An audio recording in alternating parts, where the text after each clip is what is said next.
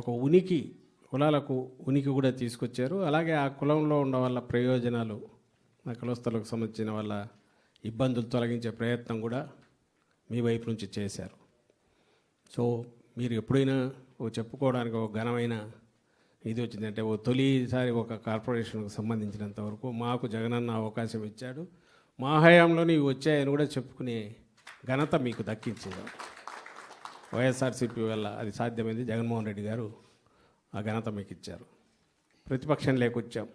ఒక రకంగా ఇది మనకు మంచి అవకాశం. ఇప్పుడు ఏం చేయగలమనేది చూపే దిశగా అడుగులు వేసాము, చేసే ప్రయత్నం చేశాము, కొంతవరకు చేస్తూ వచ్చాము. ఇప్పుడు ఇంకా ఏం చేయొచ్చు, నెక్స్ట్ మళ్ళీ ప్రభుత్వం లేకొచ్చేసరికి ఈ కులాలు ఏవైతే మనం అనుకున్నామో, మిమ్మల్ని దేవేటికైతే బాధ్యులు పెట్టారో ఆ కులాలకు సంబంధించిన వాళ్ళందరినీ చైతన్యపరిచి వైఎస్ఆర్సీపీతో ఉంటేనే జగన్మోహన్ రెడ్డి గారు వెంట నడిస్తే మన బిడ్డలకు బ్రహ్మాండమైన భవిష్యత్తు ఉంటుంది, మన కులానికి ఉజ్వలమైన భవిష్యత్తు ఉంటుంది. మనకు కావాలనుకున్న రకంగా ఏ వైపు మనం వెళ్ళాలంటే ఆ వైపు తగిన ప్రోత్సాహం ఇచ్చే పార్టీ, ముందుకు నడిపించే పార్టీ, ప్రభుత్వంలోకి వస్తే ఇంకా మరింత మెరుగైన జీవితాన్ని ఇవ్వగలిగిన పార్టీ వైఎస్ఆర్సీపీ జగన్మోహన్ రెడ్డి గారని ఈ చైతన్యం వాళ్ళల్లో కదిలించే రకంగా. ఎందుకంటే మనం చెప్పుకోవడానికి ఇంత ఇది ఉంది, ఆలోచన ఉంది, అమలు చేసే ప్రయత్నం చేశాం.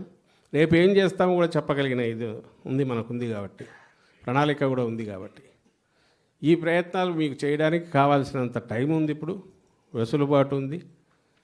1924 ఎట్లుండేది సరే కరెక్ట్ 24 జూన్ ఇప్పుడు ఆయన 13 గారి నుంచి ఎట్లొస్తుంది డే బయట ఇమ్మీడియట్ తెలుస్తుంది. సంవత్సరం తిరిగేసరికి పూర్తి 5 ఏళ్ల ఎక్స్పీరియన్స్, 10 ఏళ్ల ఎక్స్పీరియన్స్ ఈ సంవత్సరంలోనే ప్రజలకు ఇచ్చాడు కాన్సన్ట్రేటెడ్ ఎఫెక్ట్లో చంద్రబాబు నాయుడు.